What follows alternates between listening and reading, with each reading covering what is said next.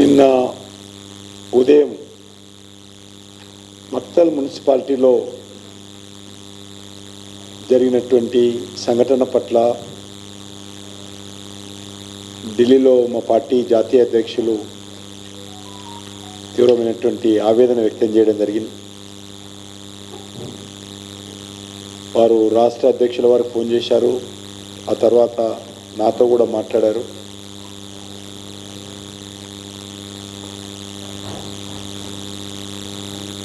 Congress party వివరించినటువంటి తీరు, రాష్ట్ర ప్రభుత్వం స్పందించినటువంటి విధానం ఏదైతున్నదో చాలా దుర్మార్గంగా ఒక మక్తలే కాదు, తెలంగాణ వ్యాప్తంగా మా రాష్ట్ర అధ్యక్షుల వారు చెప్పినట్టు దుర్మార్గంగా వివరించడం జరిగింది.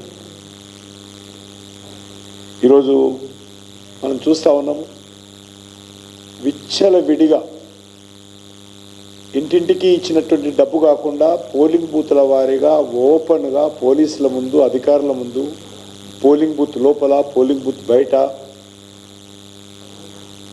మా పార్టీ తరఫున మేము పోలింగ్ బూత్ ఆఫీసర్ కానీ పోలీస్ అధికారులకు కానీ ఎవరికి కంప్లైంట్ చేసినా రాష్ట్ర ఎన్నికల కమిషన్ నుంచి కానీ పోలీస్ నుంచి కానీ ఏ రకమైనటువంటి స్పందన లేదు. అసలు స్టేట్ ఎలక్షన్ కమిషన్ అనేది ఉన్నదా? వాళ్ళు రూపకల్పన చేసినటువంటి విధి విధానాలు అమలు చేస్తున్నారా? అటువంటి లేదు. ఎందుకంటే కాంగ్రెస్ పార్టీ ప్రభుత్వము, బీఆర్ఎస్ పార్టీ లేదా కాంగ్రెస్ పార్టీ బీఆర్ఎస్ పార్టీ రెండు కూడా డబ్బులను నమ్ముకున్నారు. డబ్బులను నమ్ముకొని ఎలక్షన్స్లో వివరించిన విషయాన్ని మనం చేస్తా ఉన్నాను. వాళ్ళు ప్రజల్లో తిరిగిన తర్వాత కాంగ్రెస్ పార్టీ పట్ల వ్యతిరేకత, బీఆర్ఎస్ పార్టీ పట్ల స్పందన లేకపోవడము, ఈరోజు వాళ్ళు డబ్బును నమ్ముకొని మరి ఈరోజు చాలా దుర్మార్గంగా వివరించారు. భవిష్యత్తులో ఎవరైనా ప్రతిపక్ష పార్టీలకు సంబంధించి సేవాభావనతో రాజకీయాలకు వచ్చే పరిస్థితి లేదు. కౌన్సిలర్ ఎలక్షన్స్లో కూడా ఓటుకి 20,000, 10,000, 5,000, 3,000 ఇస్తే ప్రజాస్వామ్య వ్యవస్థ ఏ రకంగా ఉంటుంది?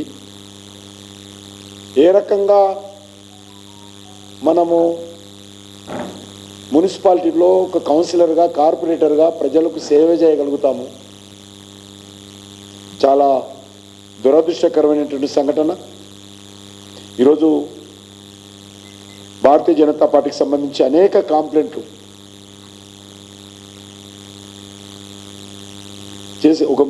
చేసినప్పటికీ కూడా ఎక్కడ కూడా స్పందన లేదు. వివరాలని